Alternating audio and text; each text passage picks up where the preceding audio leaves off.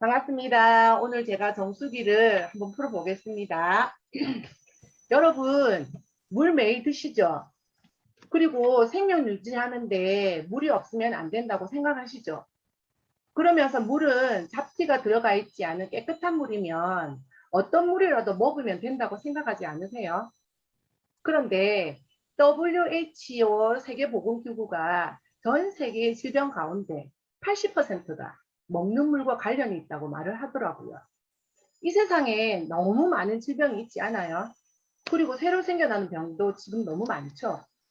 그런데 그 많은 질병 가운데 80% 이상이 마시는 물과 관련이 있다고 하니까 너무 놀랍기도 하고 물이 너무 중요하다는 생각을 했어요. 우리 몸은 60조 개의 세포로 구성되어 있고 우리 몸의 그 채소도 아닌 세포만 건강해도 우리 몸은 건강할 수 있어요. 이 세포들을 들여다보니 세포들은 물 위에 떠 있고 그 세포 안은 60%의 물로 채워져 있더라는 것이에요. 그러면 좋은 물을 마시면 어때요? 그 세포가 좋은 물 위에 떠 있고 그 좋은 물을 머금고 있겠죠. 반대로 나쁜 물을 마시면 세포는 나쁜 물 위에 떠 있고 나쁜 물을 머금고 있겠죠. 내가 마신 물은 30분이면 모든 세포들로 다 가요. 내 세포랑 생식기는 가장 빨리 가고 그 다음 마신 물은 28일 동안 세포를 떠받치고 있고 그리고 머금고 있기 때문에 좋은 물을 마시는 것이 너무 중요해요. 내가 리더님, 방금 화면이 바뀌지 않고 있습니다. 앞에 거 제가 먼저 설명하고 네, 넘어갈게요. 네. 내가 방금 마신 물이 바로 나오는 것이 아니고 새로 채우고 그 전에 마신 물이 밀려서 나오는 거죠. 여기 봐봐요. 어린이는 70%, 성인은 60%, 노인은 50%가 물로 채워져 있어요. 다시 말하면 수분이 부족해지는 과정은 노화 진행과 같다고 보시면 돼. 모든 세포가 물 위에 떠 있고 그 세포가 60%의 물을 머금고 있기 때문이죠. 이렇게 밑에 뇌, 폐, 뼈, 위, 피, 피부, 근육, 간 전부 다 물로 많이 채워져 있죠. 그러면 우리가 마시는 물 종류 중에 먼저 수돗물을 알아볼게요. 수돗물에는 의약품, 항생제, 슈퍼박테리아가 있다고 하는데 이게 무슨 말이냐면 낙동강에서 신종의약물질인 가바펜틴이 검출되었다. 이 가바펜틴은 뭐냐면 간질환자의 발작을 치료하는 약이에요. 그리고 정수장에서 항간질성 의약품도 검출되었고 우리가 이렇게 하수구에 무심코 버린 물이 수돗물로 다시 돌아온다는 거죠. 이 옆에 여자아이는 굉장히 건강해졌어요. 근데 어느 날 오후쯤 집에 갈 때 되니까 너무 피곤하더래요. 근데 그 다음날 아침에 일어날 수가 없어서 병원에 가보니까 세균성 뇌수막염이라는 진단을 받았는데 슈퍼박테리아에 감염이 되어가지고 팔, 다리를 다 절단해냈어요. 슈퍼박테리아는 항생제 내성균으로 어떤 항생제를 써도 낫지 않는데 폐렴, 폐혈증 등으로 사망할 확률이 40%가 넘는데 너무 무섭죠. 그리고 수돗물에서 녹물도 나오기도 했고 기름과 찌꺼기가 낀 물이 나오기도 하고 유충도 나오기도 했었고 대구 수돗물에서 국민공단에서 배출되는 신종 환경호르몬과 발암물질인 과부라화합물이 검출되기도 했어요. 그러면 끓이면 되지 않느냐 하는데 끓이면 그 농도가 더 많이 높아진다고 합니다. 그리고 간암을 일으키는 맹독성인 마이크로시스템도 문제가 되기도 해요. 이렇게 수도 물 배관 안에 녹덩어리가 상수도 배관 그 반을 차지하고 있어요. 10년, 20년, 많게는 50년 된 오래된 배관도 있다던데 다 파헤쳐서 교체하기가 예산 때문에 쉽지 않아요. 그래서 녹에 의해서 누수가 되기도 하고 터지기도 하니까 납땜을 하잖아요. 그러면 또 그 납이 우리 물속에 들어있기도 하겠죠. 이건 금속이잖아요. 물과 맞닿으면 녹이 슬게 되어 있어요.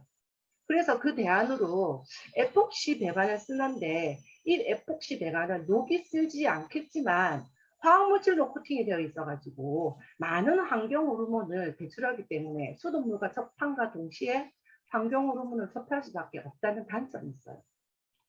그러면 생수는 어떨까요? 생수는 이거 봐봐요.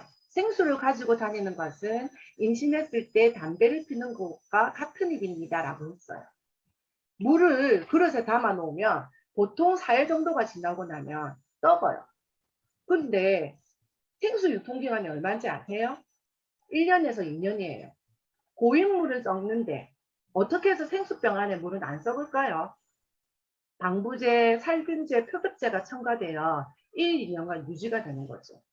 보존기간이 길면 길수록 페트병에서 발암물질인 프탈레이트와 비스페놀 A 등이 녹아서 나와요. 우리가 매주 신용카드 한 장 분량의 미세 플라스틱을 섭취한다고 해요. 한 달엔 칫솔 1개 분량을 먹는다는데 우리가 마시는 음료수에서 가장 많이 섭취한다고 합니다. 그리고 생수는 지하수에도 지수를 하는데 돼지, 오리, 닭 등을 살처고 나고 난 뒤에 거기에서 침출수가 토양수질을 오염시킨다는 보도는 우리가 여러 번 봤죠. 그리고 농약, 제초제, 생활오수 등으로 수질이 굉장히 오염되어 있어요. 그리고 생수 배달하는 거 혹시 그 생수 배달하는 트럭 보셨어요? 보관은요. 원래 생수는 그늘에 보관하게 되어 있는데 대부분 햇볕에 방치되어 있어요. 햇볕으로 인해서 환경 부분이 다량 발생하는데 이 냉장고가 아닌 상온에 보관된 그 물을 생수를 마셔보면 바로 알 수 있어요. 특히 요즘 같은 여름에. 안 그래도 우리가 환경 호르몬에 이미 많이 노출되어 있는데 굳이 우리가 돈을 주고 사서 먹을 필요가 있을까요? 그래서 물을 못 믿어가지고 정수기를 많이 쓰는데 저희도 처음에는 역삼투압 정수기를 썼었어요.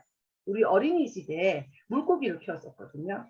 거기에서 우리가 웅땡 정수기를 썼었어요. 그래서 물로 어항, 그 웅땡 정수기 물로 어항을 갈아주면 물고기가 죽었어요.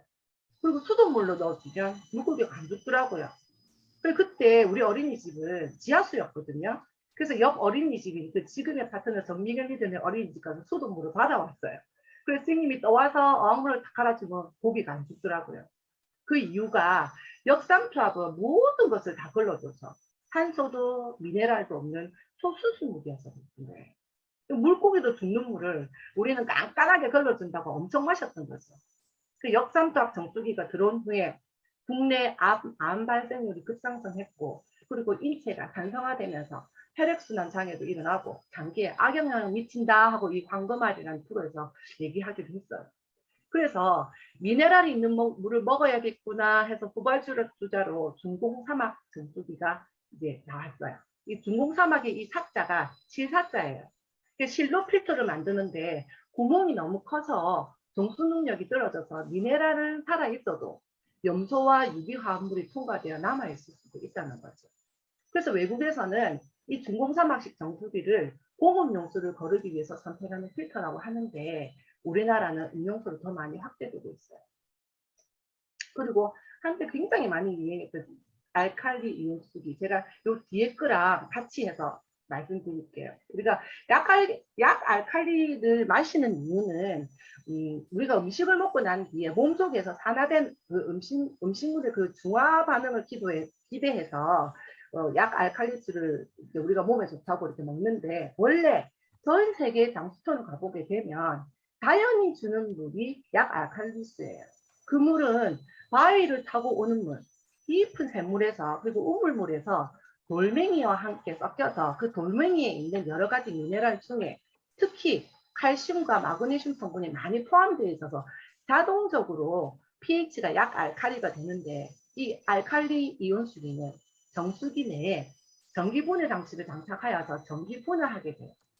그 전기분해를 하게 되면 수소 기체하고 산소 기체가 나오는데 이걸 적당히 섞어서 인위적으로 pH 농도를 조절하는 물이에요. 그래서 알칼리 이온수는 2등급 의료기기로 위장 증상을 개선을 위해서 나온 것이고 1일 우리가 음용해야 되는 적정량이 정해져 있어요. 500에서 1000ml로 권장하는 물이고 체질 개선된다, 뭐 아토피 낫는다, 뭐 많이 마셔도 전혀 해롭지 않다, 뭐 장기간 사용해도 전혀 무해하다 이런 그 등의 광고는 금지되어 있어요. 그 물을 먹는다고 해서 우리 몸이 알칼리가 되지는 않아요. 왜냐하면 우리 위에는 위산이 나오는데 위는 pH 2인 강산이에요. 위 밑에는 12지장이 있어요. 그 위산이 12지장에 바로 흡수되면 12지장에 배양이 돼요. 그래서 위에서 12지자본 내려갈 때 반드시 알칼리로 바꿔주기 위해서 우리 몸은 췌장에서 강력한 중화물질이 나와서 약 알칼리로 변화시켜준대요.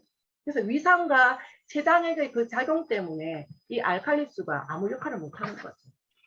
그럼 어떤 물을 마시라는 건데, 역삼투압 정수기로 고발합니다라는 책에서 그 좋은 물 조건에 부합하는 정수기가 국내에서는 찾아보니 없더라는 거죠.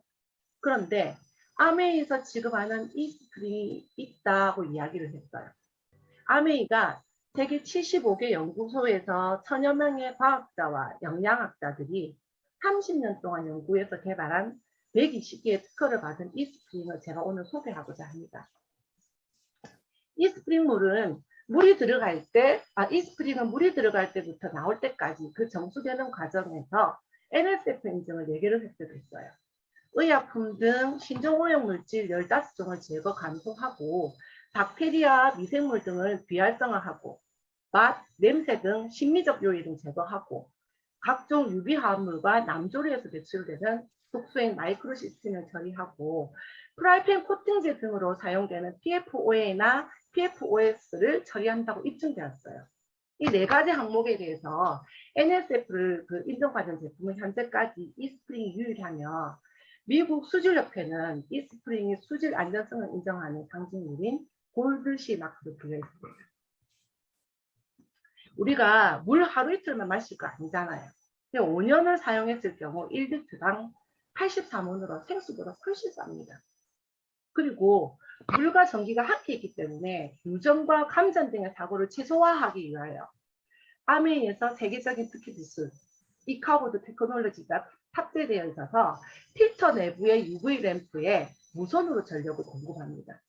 그리고 2차 오염을 막기 위해서 정수된 물을 저장 없이 즉시 흘려버리는 직수 방법을 처음부터 고집했고 정수 과정에서 버려지는 물 없이 물 낭비도 줄이고 자연까지 아끼는 정수 시스템이에요. 그리고 가정마다 정수기 사용 환경이랑 패턴이 다 다른데 정해진 날짜에 필터 교체하는 거로는 우리가 안심할 수 없잖아요. 그래서 이스프링 스마트 칩은 365일 24시간 정수 상태를 체크해서 최적의 필터 교체 시기를 알려줘요. 실제로 5,000리터 이상 사용하거나 1년 이상 사용했을 때 필터 교체 알림이 울리는데 우리 어린이집 같은 경우는 8개월 만에 교체 알림이 뜨더라고요. 그리고 이거는 2011년도 태국의 대홍수 때 식수 부족 해결책으로 태국 정부가 선택한 식수 공급용 정수기 사진이에요. 태국 국방부에서 식수 해결로 우리 아메이 이스프링 정수기를 선택한 거예요. 충분히 우리가 자부심 가지고 마실 수 있겠죠. 우리 몸은 이렇게 매일 4시간, 4초 호흡, 땀, 소변, 대변을 통해서 물이 바깥으로 빠져나갑니다. 배에서 호흡하는 가운데 수증기로 배출되는 게 약 600g이고 땀으로 500g, 대소변으로 1400g입니다. 이렇게 성인은 하루에 2500g의 수분을 배설하고 있기 때문에 그만큼 물을 보충해줘야 해요. 음식을 통해서 0.5리터의 수분을 섭취하게 되므로 우리가 매일 2리터 정도의 물을 보충할 필요가 있어요.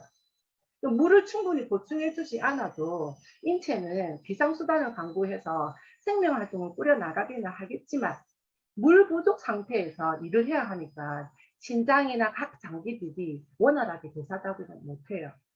그래서 우리 몸속에 독소를 누적시키고 세포는 또 활기를 잃어서 또 노화 현상이 또 빨라질 수밖에 없는 거죠.